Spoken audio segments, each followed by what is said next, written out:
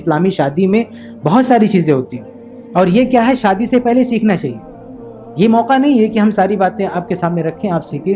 شادی سے پہلے سیکھنا چاہیے کہ شادی سے متعلق اسلام کی تعلیمات کیا ہیں، کبھی شادی توڑنی پڑے تو اس کا کیا پروسیس ہے.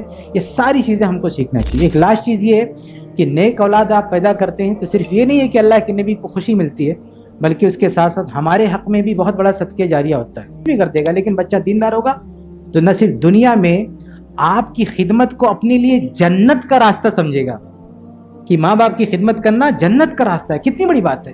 اور مرنے کے بعد بھی آپ کا پیچھا نہیں چھوڑے گا، آپ کی وفات کے بعد بھی دعا کرتے رہے گا، آپ کے حق میں دعائیں کرتا رہے گا. اگر اللہ نے دولت دی ہے تو صدقہ جاریہ بھی کرتا رہے گا. اسلامی شادی کیا ہوتی ہے اس حوالے سے کچھ باتیں آپ کے سامنے رکھنی ہے. سب سے پہلی بات یہ کہ شادی تو دنیا کا ہر انسان کرتا ہے، تقریباً ہر مذہب والے کرتے ہیں، لیکن ہم مسلمان شادی کیوں کرتے ہیں؟ اس سوال کا صحیح جواب بہت کم لوگوں کے پاس ہے. شادی کرنے والے سے پوچھے بھائی آپ شادی کیوں کر رہے ہو، تو عام طور سے جواب کیا ہوگا؟ پوری دنیا شادی کرتی ہے، ہم بھی شادی کر رہے ہیں. یا کیا کہیں گے، شادی کی عمر ہو گئی ہے شادی کر رہے ہیں، یا کیا کر رہے ہیں، شادی نہیں کریں گے تو سماج کیا کہے گا. یہی سارے جوابات ہوتے ہیں، لیکن اس میں سے کوئی جواب ٹھیک نہیں ہے. مسلمان کا یہ جواب نہیں ہونا چاہیے. مسلمان کا جواب کیا ہونا چاہیے؟ ہم شادی اس لیے کر رہے ہیں کیونکہ ہمارے نبی نے اس کا حکم دیا. صحیح بخاری کی حدیث ہے، اللہ کے نبی صلی اللہ علیہ وسلم فرماتے ہیں، یا معشر الشباب، اے نوجوانوں، من استطاع منکم الباءۃ فلیتزوج، تم میں سے جو بھی شادی کی طاقت رکھتا ہے وہ شادی کر لے. یہ حکم ہے، آرڈر ہے. تو ہم شادی اس لیے کرتے ہیں تاکہ اپنے نبی صلی اللہ علیہ وسلم کے حکم پہ عمل کر سکیں. اگر یہ نیت شادی کے وقت ہمارے دل میں ہے تو ہماری شادی دینی ہے، یعنی دینی جذبے سے ہم کر رہے ہیں. ورنہ صحیح بخاری کی پہلی حدیث ہے، انما الاعمال بالنیات، اعمال کا دار و مدار نیتوں پر ہے. اگر نیت شامل حال نہیں ہے تو اس عمل کا دین سے کوئی لینا دینا نہیں. ایک آدمی مسجد میں آئے اور دوسرے نمازیوں کی طرح اٹھک بیٹھک کر کے چلا جائے، مجھے کیوں کیا پتہ نہیں، لوگ کرتے تھے ہم نے بھی کر لیا، تو یہ نماز ہے؟ یہ نماز نہیں ہے. بلکہ اسے پتہ ہونا چاہیے کہ اللہ کے اسلام کا حکم ہے نماز پڑھنا، اسلام میں نماز ہے، اللہ نے کہا ہے، رسول نے کہا ہے، اس لیے ہم نماز پڑھتے ہیں، تو اس کی نماز ہے. تو ایسے شادی اگر ہم ویسے کریں جیسے اور لوگ کرتے ہیں تو ہماری شادی میں ان کی شادی میں فرق ہی کیا ہے؟ تو ہم شادی سب سے پہلی بات ہے اس لیے کرتے ہیں کیونکہ اللہ کے نبی صلی اللہ علیہ وسلم کا حکم، یہیں سے ہم کو ثواب مل گیا. ہماری شادی، ہمارا یہ اٹھایا گیا قدم دینی ہو گیا. دوسری بات یہ کہ یہ صرف حکم رسول نہیں ہے بلکہ سنت رسول بھی ہے. ابن ماجہ کی حدیث ہے، اللہ کے نبی صلی اللہ علیہ وسلم فرماتے ہیں، النکاح من سنتی فمن لم یعمل بسنتی فلیس منی. نکاح میری سنت ہے اور جو میری سنت پر عمل نہیں کرتا وہ ہم میں سے نہیں ہے. اب یہ ایک دوسری نیت ہم شامل کر رہے ہیں، ایک تو حکم رسول پر عمل اور دوسرا سنت رسول پر بھی عمل کا جذبہ ہے کہ ہم یہ شادی کر کے اللہ کے نبی کی سنت پوری کر رہے ہیں. ایک اور ثواب ہمارے ساتھ ایڈ ہو گیا، ہماری شادی اور دینی جو ہوگی. اس کے علاوہ تیسری بہت امپورٹنٹ چیز کیا ہے شادی میں، کہ شادی کے وقت یہ نیت رکھنا کہ اس اقدام کے ذریعے ہم اپنی عزتیں محفوظ کریں گے، ہم زناکاری بدکاری سے اپنے آپ کو بچائیں گے، چاہے لڑکا ہو چاہے لڑکی ہو. اگر یہ نیت لے کر آدمی شادی کرتا ہے تو اس کی شادی بابرکت ہوتی ہے اور آگے اس کو سفلتا ملتی ہے. لیکن اگر یہ نیت نہیں ہے تو بہت سارے بدکار شادی سے پہلے بھی بدکار، شادی کے بعد بھی بدکار. شادی سے پہلے بھی تعلقات ہیں اجنبیوں سے، شادی کے بعد بھی افیئر تعلقات سب چالو ہے، کوئی فرق نہیں پڑتا شادی سے. کیوں؟ نیت ہی نہیں ہے. سنن نسائی کی صحیح حدیث ہے، اللہ کے نبی صلی اللہ علیہ وسلم فرماتے ہیں کہ ثلاثۃ حق علی اللہ عونہم، 3 لوگ ایسے ہیں جن کی مدد کرنا اللہ اپنے اوپر لازم کر لیتا ہے. 3 لوگوں کی مدد کرنا اللہ اپنے اوپر کمپلسری کر لیتا کہ مدد کرنا ہی کرنا. ان تینوں میں سے ایک کون ہے؟ الناکح الذی یرید العفاف، وہ شادی کرنے والا جو شادی کرتے سمے یہ نیت رکھے کہ میں اس شادی کے ذریعے پاک دامنی اختیار کروں گا. میں شادی اس لیے کر رہا ہوں تاکہ میں پاک دامن رہ سکوں. تو اس نیک جذبے کے ساتھ، اس نیک خیال کے ساتھ اگر کوئی شادی کرتا ہے تو اس کی نیت پاکیزہ، اس کی طبیعت پاکیزہ، اور آگے اللہ اس کی مدد کرتا ہے، اسے گناہوں کی طرف جانے سے روکتا ہے. بدکاریوں کی طرف شیطان بلاتا ہے، لیکن بہت سارے لوگوں کی اللہ مدد نہیں کرتا، وہ پھنس جاتے ہیں. اللہ نہیں کرواتا، شیطان کرواتا، خود کرتے، لیکن اللہ کی ہیلپ، اللہ کی مدد نہیں ملتی. لیکن جو اللہ والے ہوتے ہیں اللہ کی مدد ہوتی ہے. یوسف علیہ السلام کا واقعہ دیکھیں، عزیز مصر کی بھی بلا رہی، اللہ نے کیسے روکا؟ اللہ نے مدد کی نا. تو اللہ اپنے بندوں کی مدد کرتا ہے، برائیوں سے روکتا ہے. آج ہم شکوہ کرتے ہیں شادیاں کتنی ٹوٹ، شادی کرنا کمال نہیں ہے، شادی ٹکنا کمال ہے. آج شادی جگہ جگہ ہو رہی، لیکن کوئی شادی 2 دن چل رہی، کوئی 1 ہفتہ چل رہی، کوئی 1 مہینہ چل رہی. ایک تماشا بنا ہوا ہے، طلاق طلاق کھلا. کیوں تماشا بنا ہوا ہے؟ کیونکہ ہم سماج کی پرمپرا نبھا رہے ہیں، سنت رسول پہ عمل نہیں کر رہے ہیں. سنن بہقی کی روایت شعب الایمان کے اللہ کے فرماتے ہیں کہ یہ جو شادی ہے، یہ جس نے شادی کر لیا فقط کمل بھی نصف الدین، اس نے آدھے دین پر عمل کر لیا. اب جس شادی کو اسلام آدھا دین کہہ رہا ہے، کیوں آدھا دین کہہ رہا ہے؟ کیونکہ دین کے جو مطالبات ہیں، دین کی جو ریکوائرمنٹ ہے کہ آپ مسلمان ہیں تو آپ کو یہ کرنا یہ کرنا، ان میں سے آدھی چیزوں پر عمل کرنے کے لائق آدمی کا تب ہوتا ہے جب وہ شادی کرتا ہے. شادی کرتا ہے تو سب سے بڑی بات گناہ سے، بدکاری سے، برے خیالات سے بچ جاتا ہے، عزتیں محفوظ ہو جاتی ہیں، بال بچوں کی ذمہ داری آتی ہے، سماج کو مینج کرنا جانتا ہے، بہت سی چیز سیکھتا ہے. تو آدھا اسلام، آدھا دین سمجھو سیکھ جاتا ہے. شادی کے اس کی پریکٹس ہوتی ہے. لیکن جو شادی ہی نہیں کرتا ہے، یا اسلامی نیت سے شادی نہیں کرتا ہے، اسلامی خیالات نہیں ہے، جذبات نہیں ہے، تو پھر وہ جیسے شادی سے پہلے ہے ایسے شادی کے بعد ہے. شادی ایک کھیل تماشا ہے، 2 دن 4 دن کے بعد شادی ٹوٹ جاتی ہے. اس لیے شادی کے ساتھ ساتھ ہماری قرآن نے کیا کہا کہ یہ ایک مضبوط ایگریمنٹ ہے. یہ کوئی چھوٹا موٹا عقد نہیں ہے، ایجاب و قبول کرا لیا ہو گیا کل توڑ دیا اس کو، نہیں. ہم بہت سارے کانٹریکٹ کرتے ہیں، لیکن یہ کانٹریکٹ سب سے مضبوط ہوتا ہے. اس میں ٹھہراؤ ہونا چاہیے، ٹکاؤ ہونا چاہیے. شیطان سب سے زیادہ خوش ہوتا ہے اگر 2 میاں بیوی کو الگ کر دے تو اگر ہم اسلام کی نیت لے کر چلیں گے، دینی خیالات لے کر چلیں گے، تو ہماری شادیوں میں برکت ہوگی. اس کے علاوہ بہت ساری چیزیں ہیں، میں زیادہ وقت نہیں لوں گا آپ کو.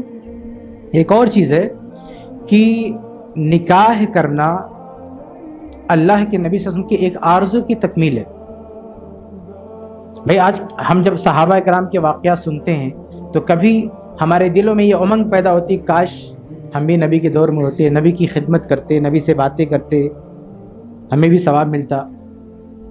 لیکن آج نبی ہمارے بیچ میں نہیں ہے، لیکن اس کے باوجود بھی ہمارے نبی صلی اللہ علیہ وسلم نے ہم سب سے قیامت تک کے لیے ایک اپیل کی ہے، ایک گزارش کی. ایک مسلمان ہونے کے ناطے کیا ہمارا یہ حق نہیں بنتا ہمارے اپنے نبی کی گزارش پر عمل کریں؟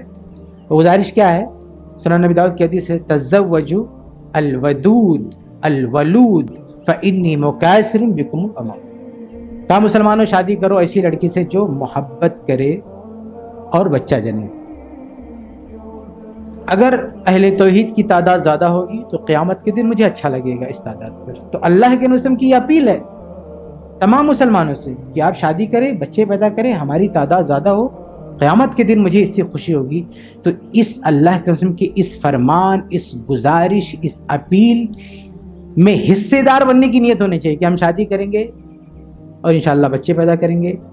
اب یہ نہیں کہ شادی ہو گئی بچے سے نفرت ہے. لڑکا کہتا ہے ابھی مجھے تعلیم حاصل کرنی ہے، لڑکی کہتی ہے کچھ کرنا ہے، شادی کرنے کے بعد بھی دنیا بھر کے بہانے.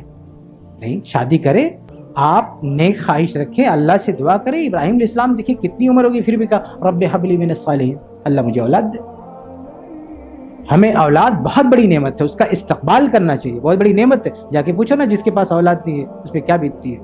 تو اولاد سے بھاگنا نہیں چاہیے، اولاد کا استقبال کرنا چاہیے، اولاد کی نیت رکھنا چاہیے. شادی کو اس موڑ پر لے جانا چاہیے کہ ہم صاحب اولاد بنیں، اور اس کے ساتھ ہماری نیت کیا ہو کہ یہ اس بچے کا اضافہ اللہ کے نبی کی خوشی میں اضافہ کرے گا قیامت کے دن. اور یہ ہمارے لیے بڑی خوش قسمتی کی بات ہوگی کہ ہمارے کسی عمل کے ذریعے اللہ کے نبی کی خوشی میں اضافہ ہو جائے.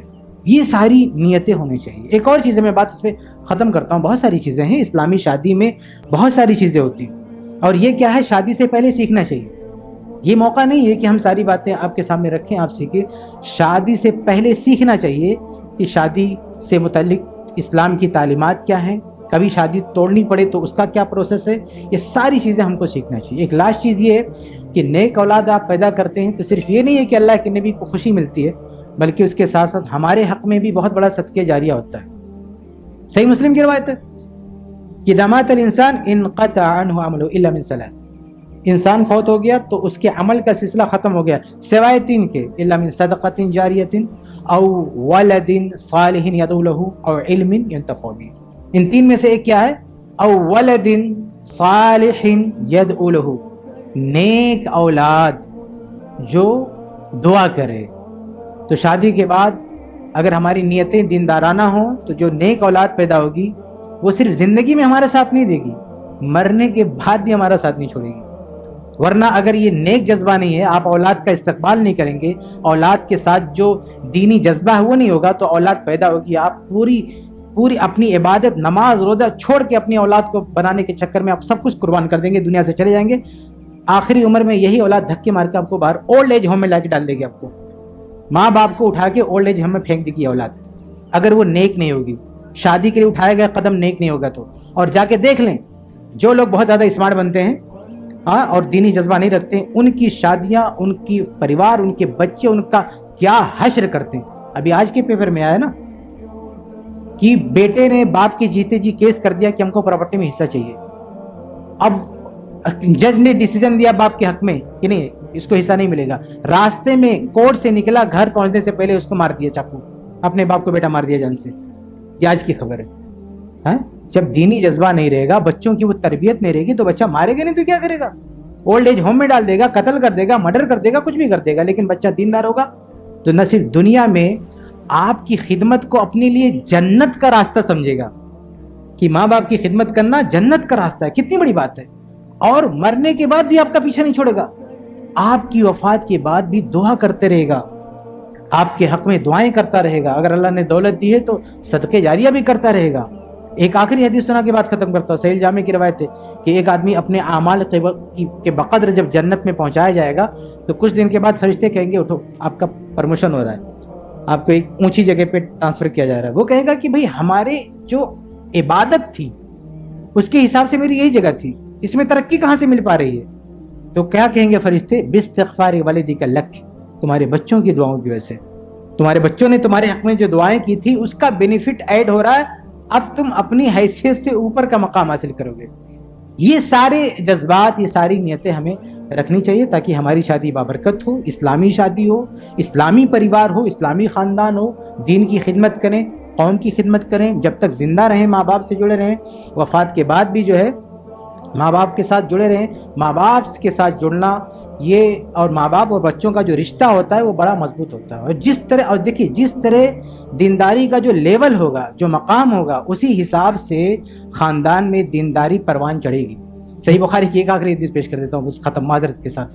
ابھی حج کا قربانی کا موسم گیا، حج کا موسم گیا. بہت سارے علماء نے آپ کو سنایا ہوگا کہ ابراہیم علیہ السلام اپنے بیٹے اسماعیل علیہ السلام کو دیکھنے آئے. بیوی تھی، بیٹا نہیں تھا گھر پہ. کہا کیا حال چال ہے؟ کہا بہت تنگی ہے. کیا کہہ دیا بیوی نے؟ بہت تنگی ہے. تو والد محترم نے ابراہیم علیہ السلام نے میسج دیا کوڈ ورڈ میں، کیا کہ جب تمہارے شوہر آئیں گے تو اسے کہہ دینا ایغیر عتبۃ بابہ، کہ اپنے گھر کی چوکھٹ بدل دیں، اپنے گھر کی چوکھٹ بدل دیں.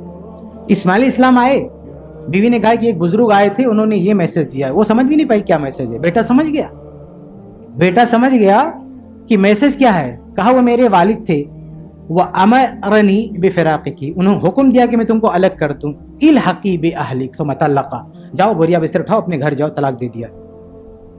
یہ بتائیے کوڈ ورڈ میں میسج دیا اور بچہ قربان ہو گیا. آج باپ صراحتاً کہے بیٹا طلاق دے، نہیں دے گا، وہ رشتہ نہیں ہے. اچھا ہم کو لگے گا کہ شاید چھوٹی سی بات تھی، کیوں طلاق کروا دی. بیوی نے، بہو نے صرف اتنا ہی کہا تھا نا کہ تنگی ہے. لیکن یہ چھوٹی بات ہمارے لیے، آپ کے لیے، ابراہیم علیہ السلام کے لیے بہت بڑی بات ہے، کیونکہ یہ وہی لوکیشن ہے، یہ وہی جگہ ہے جہاں ابراہیم علیہ السلام اپنے اسی بچے کو اور اپنی بیوی کو چھوڑ کے جا رہے تھے، جہاں نہ کوئی جانور ہے، نہ انسان ہے، نہ چرند ہے، نہ کھانا ہے، نہ پانی، کچھ بھی نہیں ہے. سنسان جگہ. پریوار کو چھوڑا، جانے لگے. بیوی نے کہا کہاں جا رہے ہیں؟ کوئی جواب نہیں ان کے پاس. تو کہا اللہ امرک بہذا، کیا اللہ نے آپ کو اس کا حکم دیا؟ کہا ہاں۔ کہا پھر آپ جائیے، اللہ تعالیٰ ہمیں ضائع نہیں کرے گا۔ آپ بتائیے جس پریوار کا یہ اتہاس ہو کہ جس کی بیوی ایک سنسان علاقے میں، نہ جب کہیں چرنے والا، نہ کوئی اڑنے والا، نہ کوئی انسان، نہ پانی، نہ کچھ نہیں ہے، وہاں پہ چھوڑ کے شوہر جا رہا ہے، تو کہہ ہم خوش ہیں، ہمیں کوئی دقت نہیں ہے، اللہ ہمارے ساتھ ہے۔ اسی فیملی میں ایک بہو آتی ہے اور شوہر بھی ہے، پانی بھی ہے، انسان بھی ہے، بستی ہے، سب کچھ ہے، اور کیا کہتی ہے؟ تنگی ہے۔ کیسے برداشت کریں گے ابراہیم علیہ السلام؟